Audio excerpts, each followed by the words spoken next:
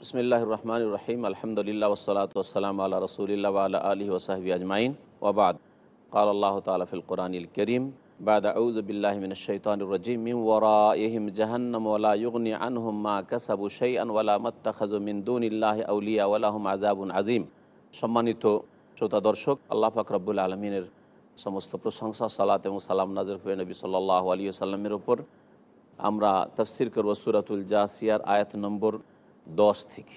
মহান আল্লাহ ইরশাদ করছেন যে যারা কোরআনে কারীম শোনার পরেও যেন শোনে না এইরকম ভান করে, অর্থাৎ মানে না, শোনার পরে অমান্য করে, অথবা শুনতেই চাই না, কোরআনে কারীমের প্রতি বিশ্বাস করে না, কোরআনে কারীমের অনুযায়ী আল্লাহ পাকের যে আদেশ নিষেধ রয়েছে, আল্লাহ পাকের আসমানি সিলেবাস রয়েছে, সেই মোতাবেক জীবনযাপন করে না, তাদের সম্পর্কে আল্লাহ পাক বলছেন মিন ওয়ারাইহিম জাহান্নাম, তাদের পেছনে জাহান্নাম রয়েছে। অর্থাৎ জাহান্নামের প্রতীক্ষায় তারা থাকুক, তাদের জন্য জাহান্নাম রয়েছে। কোন কোন অর্থকারীরা বলেছেন তাদের আড়ালে জাহান্নাম রয়েছে, অর্থাৎ তাদের চোখের আড়ালে জাহান্নাম রয়েছে, যেটা হচ্ছে ঈমান বিল গায়ব, না দেখে বিশ্বাস করা। আর প্রত্যেক মানুষের জন্য না দেখে বিশ্বাস করা আবশ্যক ওই সব বিষয়গুলি, যেই বিষয়গুলি আল্লাহ পাক বলেছেন এবং তার আম্বিয়া রসুলগণ যুগে যুগে প্রত্যেকে বলেছেন। কারণ আম্বিয়া রসুলগণ সবচেয়ে বেশি সত্যবাদী, তারা কখনো মিথ্যা কথা বলতে পারেন, বরং তারা নিজের পক্ষ থেকে কোনো একটি কথাও বাড়িয়ে বলেন নাই, নিজের পক্ষ থেকে চিন্তা থেকে কোনো কথা বলেননি, বরং সব কথাই তারা ওহীভিত্তিক বলেছেন। সুতরাং তারা বলেছেন আল্লাহ পাকের একত্বের কথা, তারা বলেছেন আখেরাতের কথা, জান্নাত জাহান্নামের কথা। তো এগুলিকে যারা বিশ্বাস না করবে তারা কখনো সঠিক পথ পাবে না। এই জন্য সূরাতুল ফাতিহার পরে আল্লাহ পাক সূরা বাকারা শুরু করলেই সেখানে বলেছেন যে কোরআনে কারীম দিয়ে উপকৃত হবে, রাস্তা পাবে কারা? যারা পাপ মুক্ত হতে চায়, যারা আল্লাহকে ভয় করে, আল্লাযীনা ইউমিনুনা বিল গায়ব, যারা না দেখে বিশ্বাস করে। আল্লাহ পাক বলছেন যে তাদের চোখের আড়ালে জাহান্নাম রয়েছে। ওয়ালা ইউগনি আনহুম মা কাসাবু শাইআন, আর যা তারা উপার্জন করেছে পৃথিবীতে তা তাদের কোনো কাজে আসবে না। পৃথিবীতে আপনি ধন উপার্জন করেন, আপনি মান উপার্জন করেন, নেতৃত্ব উপার্জন করেন, আপনি ভোগবিলাসের সামগ্রী, যে কোনো সামগ্রী হোক না কেন, যা কিছু আপনি দুনিয়াতে অর্জন করেন তা আল্লাহ পাকের আযাব থেকে রক্ষা করার ক্ষেত্রে কোনো কাজে আসবে না। এটাও যেমন কাজে আসবে না যে দুনিয়ার মেহনত, আপনি রাত দিন ছোটাছুটি করছেন, সেখানে আপনার ঘুমের কথা চিন্তা করেন না। এটা হয় না যে আপনার দুনিয়ার ক্ষেত্রে ঘুম ভাঙেনি তাই আপনার ফ্লাইট মিস হয়ে গেছে, আপনার ট্রেন ছুটে গেছে, এটা হয় না। রাত 12টা হইলো, 2টোই হইলো, 3টে হইলো, কিন্তু ফজরের নামাজ না, ফজর নামাজ পড়তে পারেন। এই হচ্ছে মুসলিমদের অবস্থা। দুনিয়ার যা উপার্জন করলেন তা কোনো কাজে আসবে না। যেমন দুনিয়ার যা উপার্জন করলেন তা কাজে আসবে না, তেমনি আল্লাহ ছাড়া অন্যের উপর আস্থা ভরসা করে বসে আছেন, কেউ দরগার উপর আস্থা করে বসে আছেন, এগুলোও কাজে আসবে না। ওয়ালা মাত্তাখাযু মিন দুনিল্লাহি আউলিয়া, আর আল্লাহকে বাদ দিয়ে যেগুলোকে অভিভাবক, পৃষ্ঠপোষক হিসাবে তারা গ্রহণ করেছে সেগুলিও কাজে আসবে না। সেগুলি আল্লাহর আযাব থেকে রক্ষা করতে পারবে না।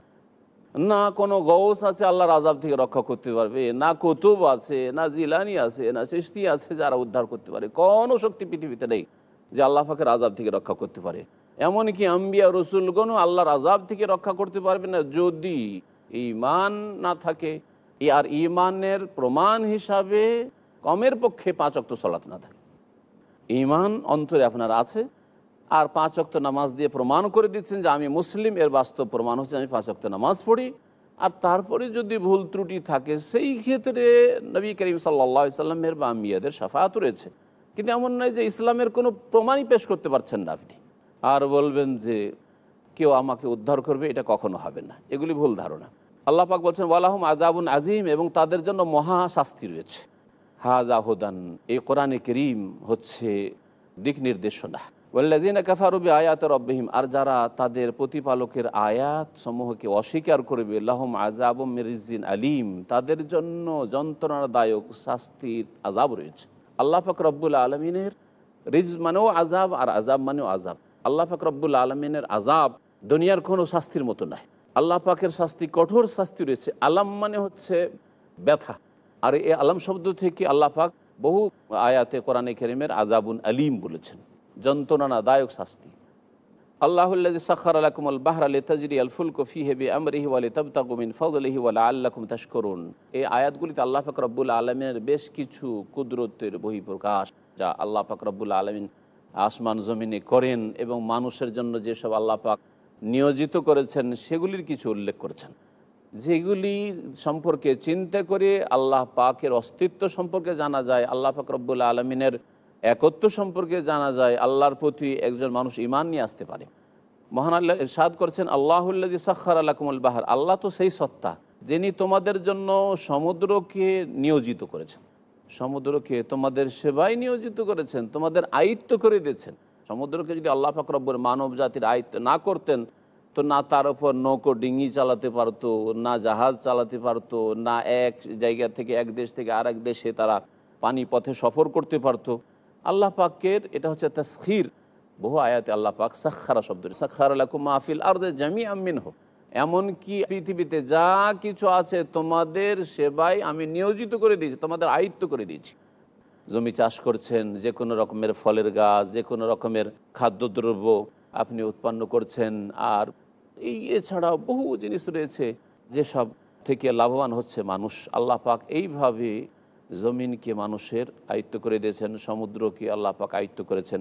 আল্লাহ পাক বলছেন, লিতাজরিয়াল ফুলকু ফীহি বিআমরিহি, যাতে করে এই সমুদ্রে আল্লাহ পাকের নির্দেশে পানি জাহাজ বা নৌকো চলতে পারে। এই ক্ষমতা আল্লাহ যদি না দিতেন, নৌকোকে আল্লাহ ডুবিয়ে দিতেন, জাহাজকে ডুবিয়ে দিতেন, তাহলে তোমাদের ক্ষমতা ছিল? কোনো ক্ষমতা ছিল না। তো আল্লাহ পাক রব্বুল আলামিন তোমাদের সেবায় যেন এই সব আল্লাহ পাকের সৃষ্টিকে নিয়োজিত করেছেন। মহান আল্লাহ তারপরে ইরশাদ করেছেন, কি জন্য তোমরা এই সমুদ্র পথে সফর করবে? লিতাবতাগু মিন ফাদলিহি, যাতে করে আল্লাহ পাকের অনুগ্রহ তোমরা সন্ধান করো। আল্লাহ পাকের অনুগ্রহ তোমরা সন্ধান করো। অনুগ্রহ মানে হচ্ছে আল্লাহ পাকের যে রিজিক পৃথিবীতে রাখা আছে, রিজিকের জন্য, উপজীবিকার জন্য ছুটাছুটি করা, এক দেশ থেকে আরেক দেশে সফর করা। আজকে না হয় কিছুদিন থেকে আকাশপথে সফরের ব্যবস্থা হয়েছে, কিন্তু দূর দূরান্তে সফর পানিপথ ছাড়া আর কোনো পথ ছিল না।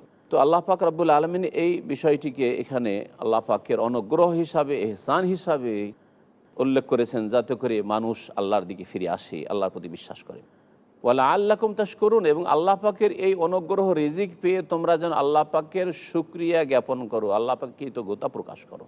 তাহলে আল্লাহ পাকের শুকরিয়া আদায় করতে হবে। আমরা আল্লাহ পাকের সব কিছুই ভোগ করছি, আমাদের নিজের কোনো কিছুই নেই। হ্যাঁ, আল্লাহ পাক রব্বুল আলামিন নের সব কিছুই। ওমা বিকুম মিন নি'মাতিন ফামিন আল্লাহ, আল্লাহ পাক ইরশাদ করেছে একটি আয়াতে যে নিয়ামত রয়েছে সব কিছুই আল্লাহর পক্ষ থেকে, ফামিন আল্লাহ, আল্লাহর পক্ষ থেকে।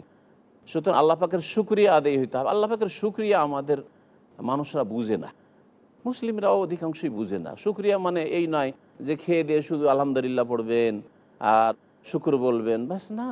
মাঝে মধ্যে বন্ধু মহলে গল্প করবেন যে আলহামদুলিল্লাহ খুব ভালো আছি, এইটুকু করবেন না। শুকরিয়া মানে হচ্ছে অন্তর থেকে বিশ্বাস করা, আল্লাহ পাক যা বিশ্বাস করতে বলেছেন বিশ্বাস করা, আকীদার পরিশুদ্ধি, আকীদা ঠিক করা, বিশ্বাস ঠিক করা। শুকরিয়া মানে আল্লাহ পাক রব্বুল আলামিনের ফরজ ওয়াজিব ইবাদতের মাধ্যমে শুকরিয়া আদায় করা। আপনার শুধু মুখে আলহামদুলিল্লাহ পড়া, এটা হচ্ছে নফল মুস্তাহাব শুকরিয়া। আর ফরজ শুকরিয়া হচ্ছে অন্তর থেকে শ্রদ্ধাশীল হয়ে যে আল্লাহর পক্ষ থেকে, এটা আমার মেহনতের ফসল না, আর এটা আমার ব্রেন বুদ্ধির ফসল না, আমার শিক্ষাগত যোগ্যতার ফসল না, এগুলি আল্লাহ পাকের দান।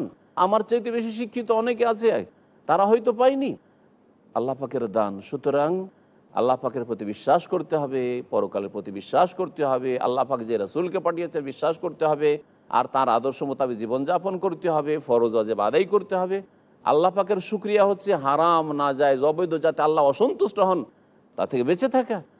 শুকরিয়া আদায় করা এই নয় আপনার আব্বার আপনার উপরে এহসান করেছে, অবদান রয়েছে, শুকরিয়া আদায় করা এই নয় যে শুধু ভালো খেতে দেন কিন্তু তার অবাধ্য আপনি, যেসব কথা কাজ নিষেধ করেন সেসব কথা শোনেন না, কিন্তু ভালো ভালো খেতে দেন, তাহলে কি শুকরিয়া আদায় করলেন? কখনো শুকরিয়া আদায় করলেন না। তাহলে বোঝা গেল যে আল্লাহ পাকের শুকরিয়া হারাম থেকে বেঁচে থাকাও, হারাম নাজায়েজ থেকে বেঁচে থাকা আল্লাহ পাকের শুকরিয়া। ওয়াসাখখারা লাকুম মা ফিস সামাওয়াত, আর আকাশসমূহে যা রয়েছে তাও তোমাদের সেবায় নিয়োজিত আল্লাহ করেছেন। আকাশসমূহে সূর্য আমাদের খেদমত করছে, আলো দিচ্ছে, তাপ দিচ্ছে, চন্দ্র আমাদেরকে আলো দিচ্ছে, গ্রহ নক্ষত্র। আল্লাহ পাক রব্বুল আলামিন, আকাশ শুধু আকাশকেই বলা হয় না, বরং মাথার উপর যা কিছু আছে সবকে আকাশ বলা হয়। এই জন্য মেঘমালাও আকাশ। এই জন্য আল্লাহ পাক কোরআনে কারীম বহু আয়াতে বলেছেন ওয়ানজাল মিনাস সামায়ে মান, আল্লাহ আকাশ থেকে বৃষ্টি বর্ষণ করেন। আকাশ থেকে তো বৃষ্টি বর্ষণ হয়, মেঘমালা থেকে বৃষ্টি বর্ষণ হয়। সামা মানে উঁচু জিনিস, তো যা ওপরে থাকে তাকেই সামা বলা হয়। আকাশও সামা, এবং আকাশের দিকে যা আছে মানুষের মাথার উপরে যা কিছু আছে তাও হচ্ছে সামা। সুতরাং আকাশে যা আছে আল্লাহ পাক তা মানুষের জন্য আয়ত্তে করে দিয়েছেন বা মানুষের খেদমতে নিয়োজিত করেছেন। অমাফিল আর যা পৃথিবীতে আছে, জমিনে যা কিছু আছে তাও তোমাদের জন্য নিয়োজিত করে দিয়েছেন। জামি আমিন হো, সব কিছুকে তোমাদের সেবায় নিয়োজিত করে দিয়েছেন। ইন্না ফি যালিকা লাআয়াত লিকাওমি ইয়াতাফাক্কারুন, নিঃসন্দেহে এতে বহু শিক্ষার বিষয় রয়েছে, বহু নিদর্শন রয়েছে ওই জাতির জন্য যেই জাতি চিন্তাশীল। ইয়াতাফাক্কারুন, যেই জাতি দেখে চিন্তা করে, জমিনের দিকে তাকায়, সবুজ জমিন, সবুজ ঘাস পাত ফসল গাছপালা দেখে আর চিন্তা করে, তাদের জন্য সেখানে শিক্ষণীয় বিষয় রয়েছে। আর যারা চিন্তা করেন না, দেখছে রাত দিন দেখছে, আল্লাহ পাকের সৃষ্টি দেখে কোনো কিছুই শিখে না, তাদের জন্য তাতে কোনো হেদায়েত নেই। এখানে অল্প সময়ের বিরতি দিয়ে আবার আমরা আমাদের তাফসীরের দিকে ফিরে আসি।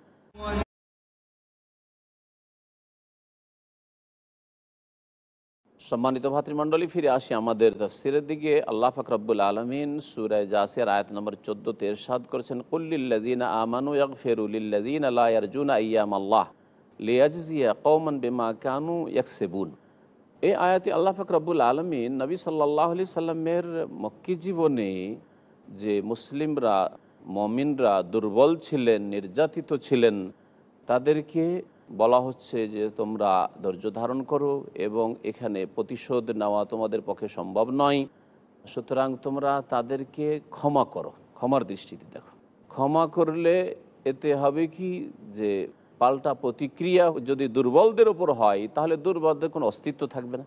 2 নম্বর কথা হচ্ছে যে অনেক সময় প্রতিশোধ নিতে পারা সত্ত্বেও যদি আপনি মার্জনা করেন, ক্ষমার দৃষ্টিতে দেখেন, তাহলে তারা আপনার অনুগ্রহকে স্বীকার করবে অন্তর থেকে, তারা ঈমানের দিকে ফিরে আসবে, সত্য পথের দিকে ফিরে আসবে। তাই আল্লাহ পাক ইরশাদ করেছেন নবী মুহাম্মদ সাল্লাল্লাহু আলাইহি সাল্লামকে সম্বোধন করে, কুল লিল্লাযীনা আমানু, হে নবী তুমি বলে দাও ওই সব লোকদেরকে যারা বিশ্বাসী হয়েছে, ঈমান নিয়ে এসেছে, যারা মুমিন তোমার সাথী সঙ্গী, তাদেরকে বলে দাও ইয়াগফিরু লিল্লাযীনা লা ইয়ারজুনা আইয়ামাল্লাহ, যারা আল্লাহ পাক রব্বুল আলামিনের আযাবের দিন আশাকে বিশ্বাস করে না, লা ইয়ারজুনা যারা আশা রাখে না, যারা আশাবাদী নয় আল্লাহ পাকের দিনগুলির, মানে আল্লাহ পাক রব্বুল আলামিনের যে শাস্তির দিনগুলি রয়েছে, কিয়ামতের দিবসে বিশ্বাস করে না, আল্লাহ পাক রব্বুল আলামিনের প্রতিদানে বিশ্বাস করেন না, অর্থাৎ যারা কাফের অবিশ্বাসী, তাদেরকে যেন তারা মার্জনা করে দেয়, মাফ করে দেয়।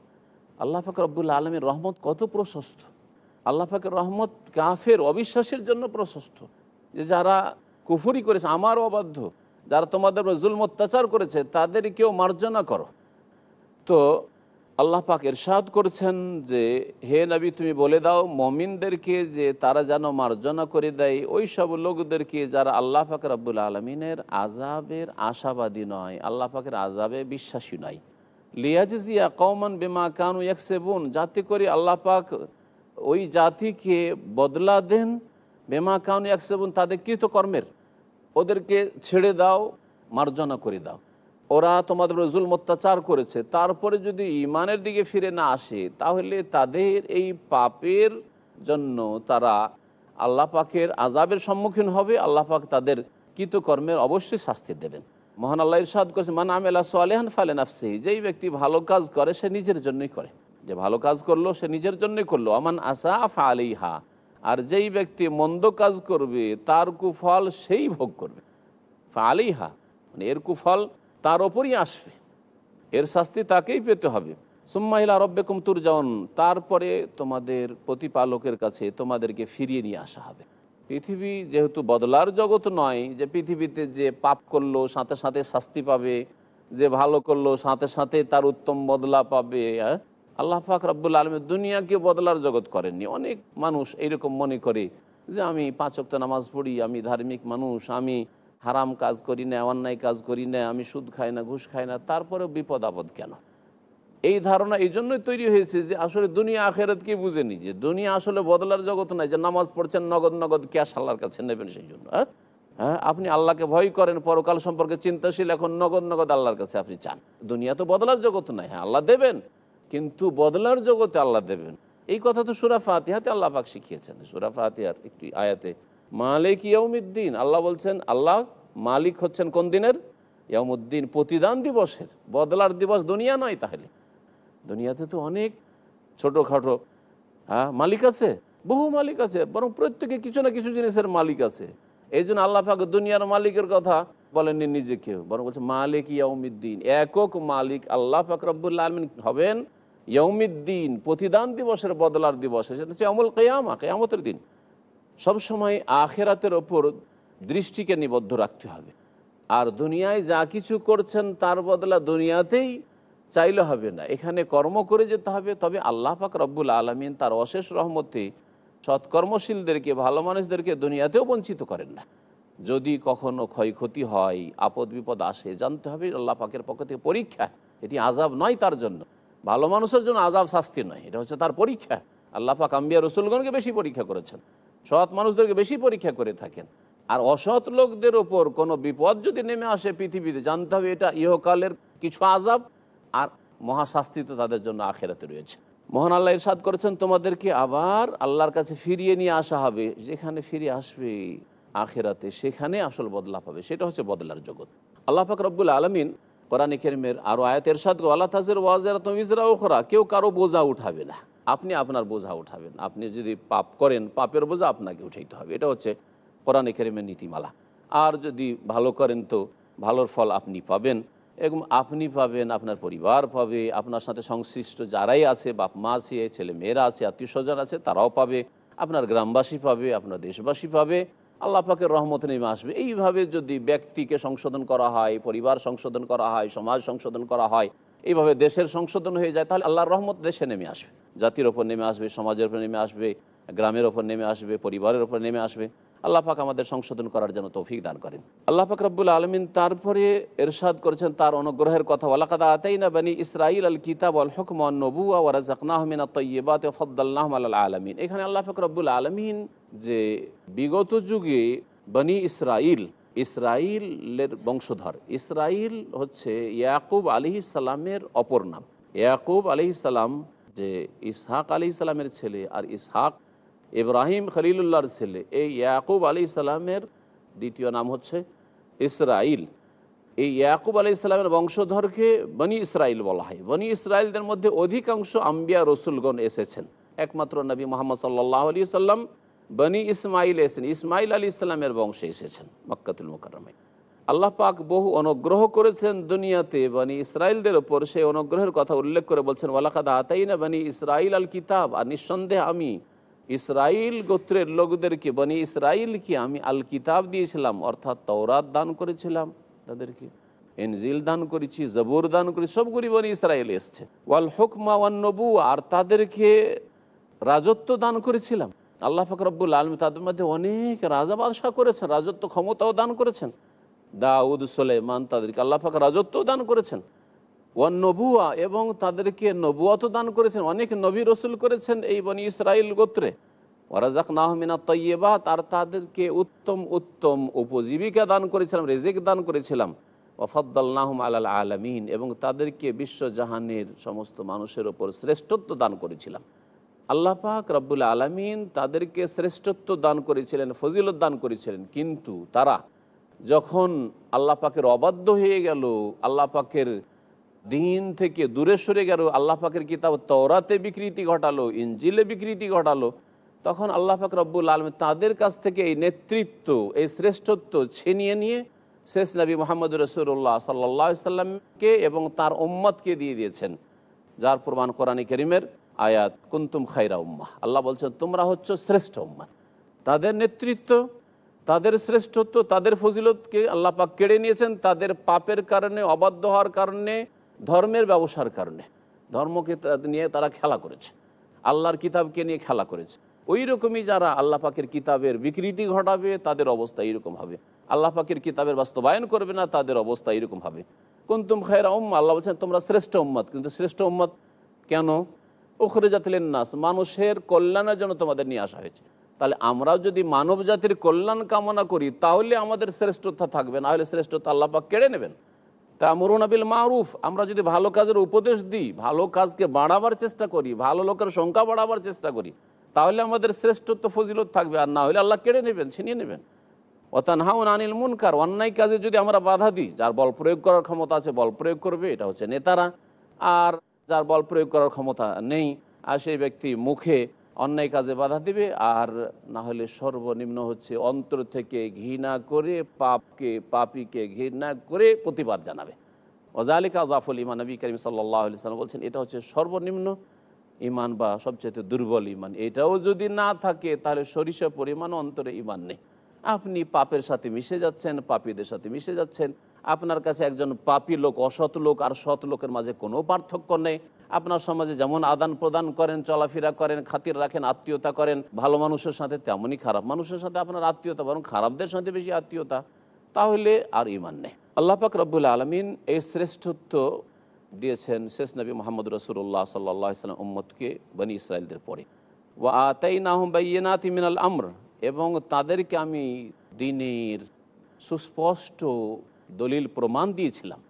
আল্লাহ পাক বনি ইসরাঈলদেরকে তাদের দ্বীন সম্পর্কে সুস্পষ্ট দলিল প্রমাণ দিয়েছিলেন। ফামাখতালাফু ইল্লা মিন বাদি মা জাআহুমুল ইলমু বাগিয়াম বাইনাহুম, আল্লাহ পাক সুস্পষ্ট বিধান তাদেরকে দান করলেন তাদের দ্বীনের ক্ষেত্রে, ধর্মের ক্ষেত্রে। তাহলে তাদের তৌহিদের ওপর থাকা আবশ্যক ছিল, শিরক মুক্ত থাকা আবশ্যক ছিল, নবীর আদর্শ মোতাবেক জীবনযাপন করা আবশ্যক ছিল। কিন্তু তারা কি করলো? মতবিরোধ শুরু করলো। আল্লাহ পাক বলছেন যে তারা মতবিরোধ শুরু করলো তাদের কাছে স্পষ্ট জ্ঞান চলে আসার পর। ফামাখতালাফু, তারা মতভেদ করেনি, ইল্লা মিন বাদি মা জাআহুমুল ইলমু বাগিয়াম বাইনাহুম, তাদের কাছে সঠিক জ্ঞান আসার পরে তারা এই মতবিরোধ শুরু করেছে। এক জানতো না আর মতবিরোধ হয়েছে, তাহলে ওজোর হয়তো গ্রহণযোগ্য ছিল। জানার পরে তারা মতবিরোধ করেছে। কেন মতানৈক্য করেছে? কেন? বাগিয়াম বাইনাহুম, আপোষে তারা শত্রুতাবশত, হিংসাবশত। রাসূলুল্লাহ সাল্লাল্লাহু আলাইহি সাল্লামের রিসালাত যখন আসলো, শেষ নবী হয়ে আসলেন, সারা বিশ্বের সমস্ত মানুষের জন্য, যেমন কোরআনে কারীমের অনেকগুলি আয়াত এই মর্মে স্পষ্ট প্রমাণ করে, তখন তারা হিংসায় ফেটে পড়ল যে আমাদের বংশে রসুল আসলো না, শেষ রাসূলের অপেক্ষায় তারা ছিল, কিন্তু তারা মানল না শেষ রাসূলকে, এই জন্য যে আমাদের বংশে কেন আসেনি। ওই দিকে ইঙ্গিত করা হয়েছে, ইন্না রাব্বাকা ইয়াকযি বাইনাহুম ইয়াওমাল কিয়ামাহ। আল্লাহ পাক বলছেন নিঃসন্দেহে হে নবী, তোমার প্রতিপালক তাদের মাঝে চূড়ান্ত ফয়সালা করে দেবেন কিয়ামতের দিনে, ফিমা কানু ফিহি ইখতালিফুন, যেসব বিষয়ে তারা মতবিরোধ করেছিল, যে শেষ নবীর প্রতি ঈমান নিয়ে আসেনি, কোরআন কারীমের প্রতি বিশ্বাস করেনি, এবং তারা তাদের ধর্মকে বিকৃত করেছে, তৌহিদকে শিরকে রূপান্তরিত করেছে, নবীর আদর্শ ছেড়ে দিয়ে দূরে চলে গেছে। আল্লাহ পাক রব্বুল আলামিন তাদের মাঝে চূড়ান্ত ফয়সালা করবেন। এখানে আজকে আমার আলোচনা শেষ করছি। আল্লাহ পাক রব্বুল আলামিন যেন আমাদেরকে কোরআনী জীবনযাপনের তৌফিক দান করেন। সুবহান রাব্বিকা রাব্বিল ইজ্জাতি আম্মা ইয়াসিফুন ওয়া সালামুন আলাল মুরসালিন ওয়ালহামদুলিল্লাহি রাব্বিল আলামিন।